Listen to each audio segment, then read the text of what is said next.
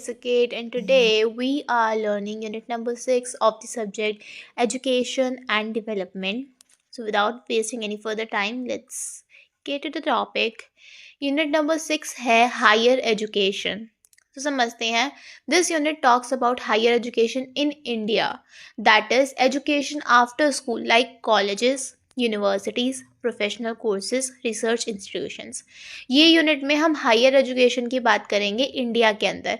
इसका मतलब क्या होता है, जो आप स्कूल कंप्लीट करने के बाद एजुकेशन करते हो, पढ़ाई करते हो, उसी को हम क्या कहते हैं, हायर एजुकेशन.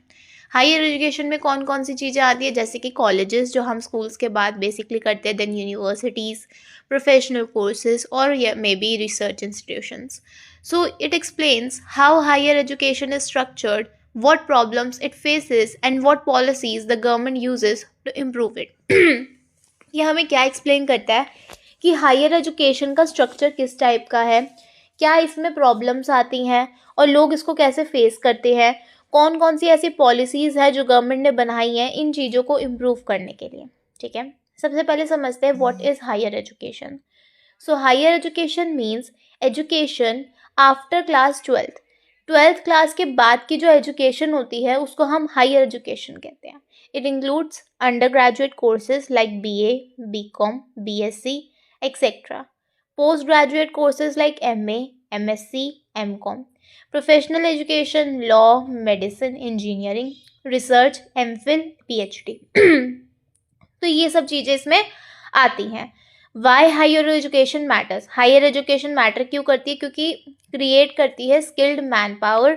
ये कहीं ना कहीं ऐसे लोगों को क्रिएट बनाती हैं जिनके अंदर स्किल्स हों. ठीक है, ये प्रोफेशनल्स को प्रोड्यूस करती है. मतलब हमारी सोसाइटी में जो लोग प्रोफेशनल्स हैं वो भी कहीं ना कहीं एजुकेशन करके आ रहे हैं. जैसे कि आपने देखा होगा अपने आसपास, टीचर्स जो हमें पढ़ाते हैं, डॉक्टर्स जो हमारी हेल्थ का ध्यान रखते हैं, देन इंजीनियर्स, देन लॉयर्स. तो ये सब कौन है, प्रोफेशनल्स हैं, इनका एक प्रोफेशन है. देन है प्रमोट करती है रिसर्च और इनोवेशन को. ये इम्पॉर्टेंट है हमारे इकोनॉमिक एंड सोशल डेवलपमेंट के लिए. नेक्स्ट टॉपिक है structure of higher education in India. India has a large and complex higher education system. India का जो एजुकेशन सिस्टम है, जो कि हायर एजुकेशन सिस्टम है, ये बहुत ही बड़ा है और बहुत ही कॉम्प्लेक्स है. इसमें मेन इंस्टीट्यूशंस कौन कौन से आते हैं, जैसे कि यूनिवर्सिटीज़, जिसमें हमारे पास सेंट्रल आती है, स्टेट आती है, प्राइवेट आती है एंड डीम्ड आती है. देन आते हैं कॉलेजेस जो कि एफिलिएटेड होते हैं टू यूनिवर्सिटीज़ और ऑटोनॉमस. फिर आते हैं इंस्टीट्यूट्स जैसे कि IITs, IIMs, एम्स एक्सेट्रा. कौन कौन से टाइप की यूनिवर्सिटीज़ होती हैं, सेंट्रल यूनिवर्सिटीज़ जो कि सेंट्रल गवर्नमेंट फंड करती हैं, स्टेट यूनिवर्सिटीज़ को स्टेट गवर्नमेंट फंड करती है, प्राइवेट यूनिवर्सिटीज़ प्राइवेट बॉडीज़ हैं जो चलाती हैं, डीम्ड यूनिवर्सिटीज़ हैं, ऑटोनॉमस स्टेटस होता है इनका. This structure creates diversity but also inequality.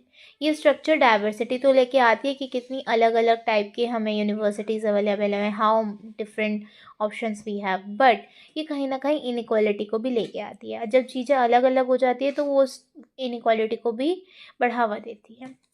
Next topic है expansion of higher education. So India has expanded higher education rapidly. बहुत ही जल्दी इंडिया ने अपना जो हायर एजुकेशन है उसे बढ़ाया है. जैसे कि पॉजिटिव साइड की अगर मैं बात करूं तो ज़्यादा से ज़्यादा आपने देखा होगा more colleges and universities, increase enrolment, मतलब आप जो एनरोल करते हो वो काफ़ी इंक्रीज़ हो गया है. ठीक है, स्टूडेंट्स के पास काफ़ी ग्रेटर एक्सेस होता है इन यूनिवर्सिटीज़ या कॉलेजेस में पढ़ने का.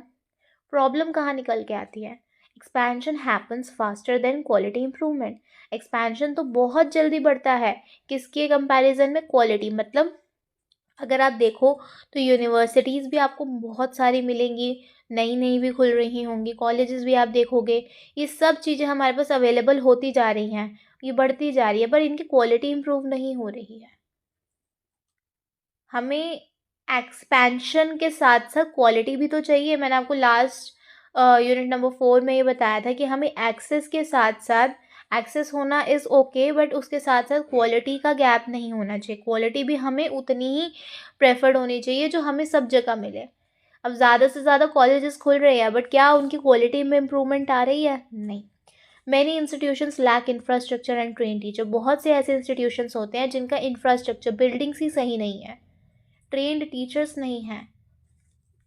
So quality increased, quantity increased, quality did not always improve. जो क्वांटिटी है, मतलब जितनी अमाउंट में, या मैं आपको कहूँ कितने नंबर ऑफ इंस्टीट्यूशंस हैं, वो तो बढ़ जाते हैं, बट क्वालिटी ये हमेशा इम्प्रूव नहीं होती कि किस टाइप के हैं। नेक्स्ट टॉपिक है major issues in higher education. This is a very important topic.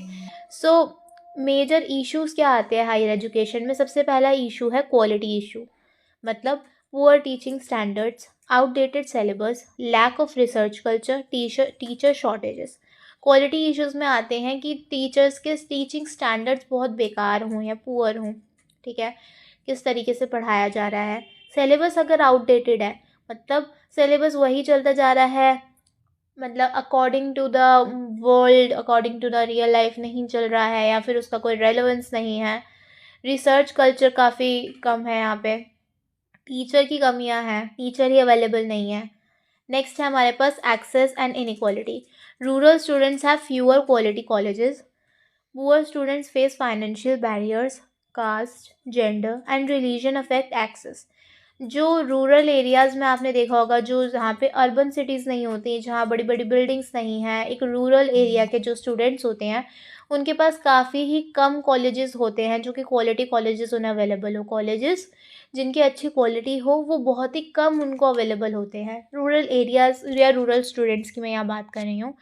Poor students जो हैं, जो कि फाइनेंशियली स्ट्रॉन्ग नहीं है, उनको फाइनेंशियल बैरियर्स फेस करने पड़ते हैं because of not having enough money और इनफ फाइनेंशियल स्टेटस। वो इतने अच्छी क्वालिटी के कॉलेजेस या उतना अच्छा एक्सेस नहीं उनको अवेलेबल हो पाता। देन आते हैं कास्ट, जेंडर एंड रिलीजन। ये भी हमारे एक्सेस को कहीं ना कहीं अफेक्ट करता है because of the inequality between people, की लोगों को देख के कि किसकी कास्ट क्या है, किसका रिलीजन क्या है, उसको देख के एक्सेस देना से भी काफ़ी फ़र्क पड़ता है, ठीक है।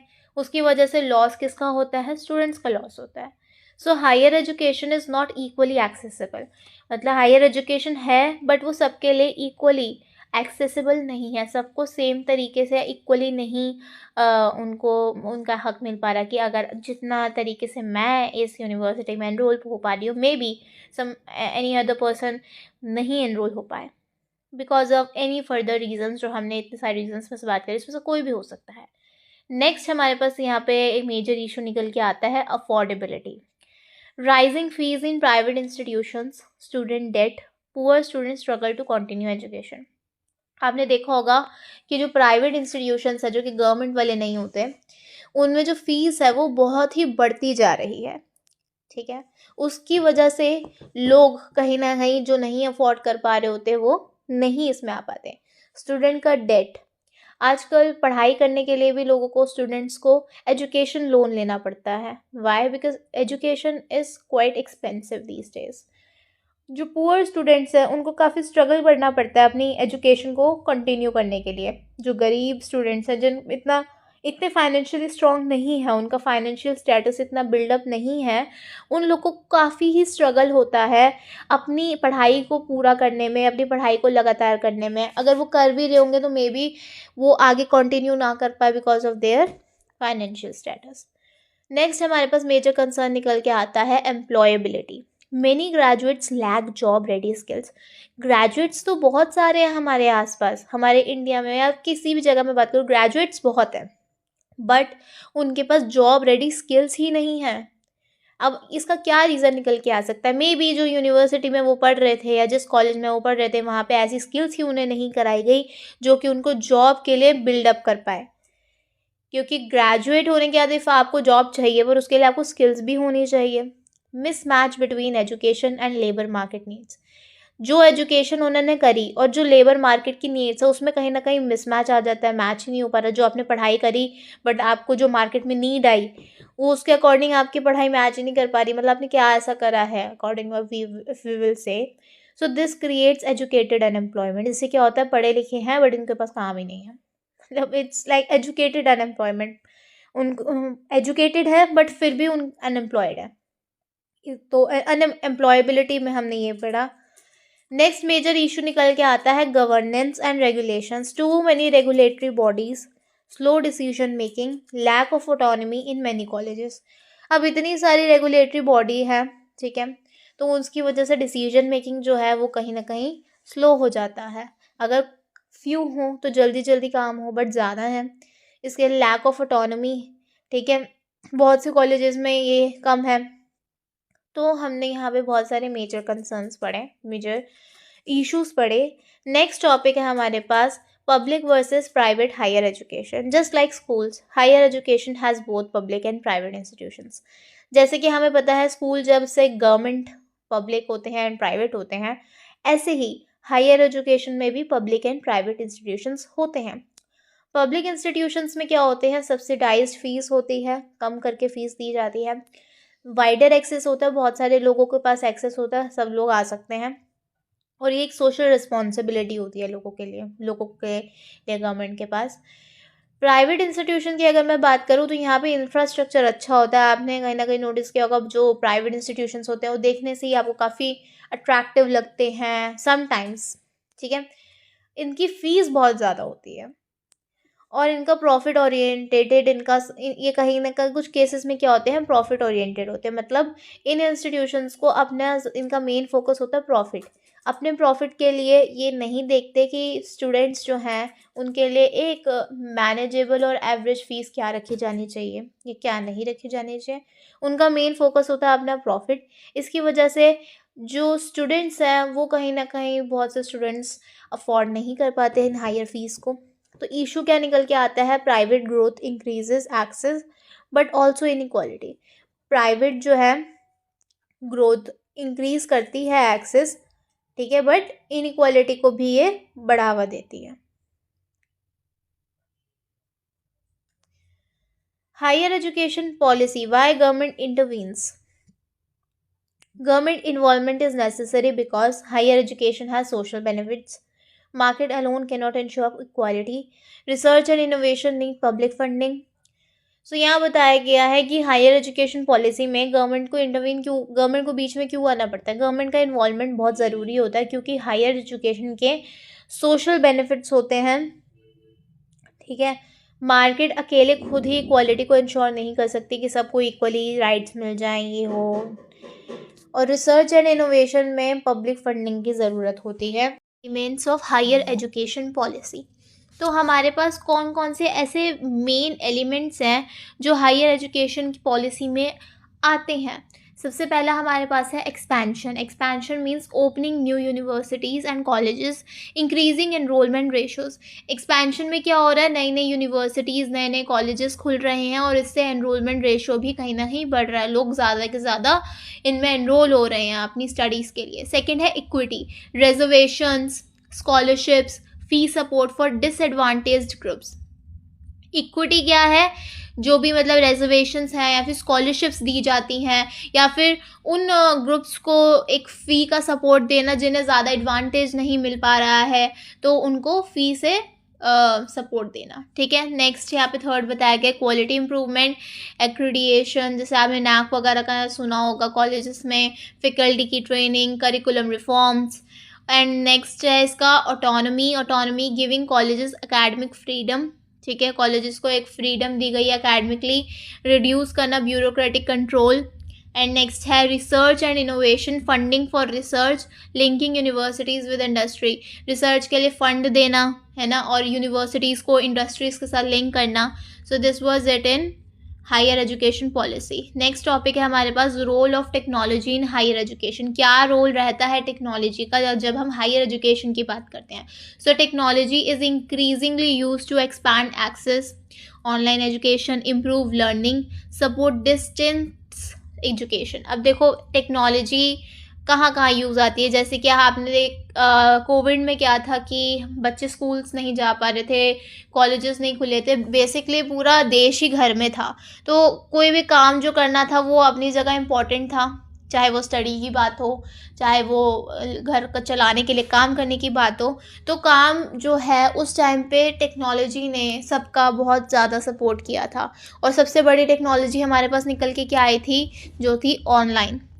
हर काम उस टाइम ऑनलाइन हो रहा था, क्योंकि बेसिकली हम लोगों से मीटअप नहीं कर सकते थे, उनसे जाके इन पर्सन काम नहीं कर सकते थे, इसलिए technology that was online came into picture. तो यहाँ पे यही बताया गया हायर एजुकेशन में टेक्नोलॉजी कैसे काम आती है। सो टेक्नोलॉजी का इंक्रीजिंगली बहुत ही बड़े स्केल पे यूज़ होता है। जैसे कि हम जब भी हमें एक्सेस करना हो, एक्सपैंड करना हो एक्सेस, तो ऑनलाइन एजुकेशन, अगर कोई पर्सन फॉर सपोज दैट आपकी एजुकेशन कहीं हो रही है और मुझे कहीं से लेनी है, मैं नहीं आ सकती, तो मैं ऑनलाइन तो एक्सेस ले सकती हूँ।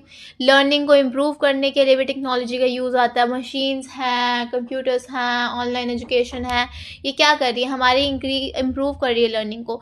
डिस्टेंस एजुकेशन सपोर्ट करने के लिए, कोई दूर से पढ़ना चाहता है, नहीं आ सकता है इन पर्सन, तो वो भी कर सकता है। But digital divide limits access for poor students. अब फिर से वही बट तो आता ही है, देखो डिजिटल है बट ये लिमिट्स को भी डिवाइड करता है। लिमिट्स किस, digital divide limits access.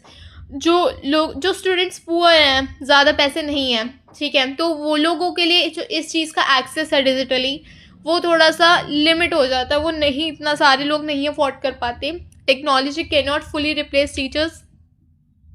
Technology पूरे तरीके से टीचर्स को रिप्लेस नहीं कर सकता। आप कितनी भी टेक्नोलॉजी ले आओ, बट आपको टीचर तो चाहिए। टीचर तो टीचर है, जो आपको पढ़ा रहा है क्लास में, इन पर्सन आपके डाउट्स ले रहा, ऑन द स्पॉट डाउट्स ले रहा है। आप टेक्नोलॉजी ले लोगे, बट टेक्नोलॉजी की you can not expect them as a teacher. Technology, इसकी भी अपनी कहीं ना कहीं लिमिट्स होती हैं। Human is human, teachers are teachers, उन्हें पता है कैसे चीज़ें वर्क करती हैं। नेक्स्ट टॉपिक है overall evaluation of higher education in India. अगर मैं पूरी ओवरऑल इवैल्यूएशन की बात करूं इंडिया में हायर एजुकेशन की, so higher education in India has expanded greatly. मतलब बहुत ही बड़े स्केल पे एक्सपैंड किया गया है। Plays a crucial role in development. अगर मैं डेवलपमेंट में बात करूं इसके रोल की, तो काफ़ी इंपॉर्टेंट रोल इसका निकल के आता है। Faces serious quality and equity challenges, और इसको कहीं ना कहीं क्वालिटी और इक्विटी चैलेंजेस भी ये काफ़ी सीरियस फेस करता है। So policy must balance growth, quality and equality. Policy हो, बट ये जो बैलेंस भी करनी चाहिए पॉलिसी को, कि growth, quality and equality. So policy को, जो हमारा विकास हो रहा है, जो उसकी क्वालिटी भी है और इक्वालिटी, इन तीनों ही चीज़ों को बैलेंस करना चाहिए। So unit 6 in one go if you have to say, so higher education जो है ये स्किल्ड मैन पावर को क्रिएट करता है। अब उससे क्या होगा, India expanded institutions rapidly, then quality and equity problems emerge, so private sector grew, government policies aim to improve access, quality and regulation. So technology helps but cannot fully replace teachers. So this was overall summary of this whole unit, and this was it. I hope you like this video. If you like this video, like and subscribe to the channel. Till then, bye bye, and I'll see you in the next video.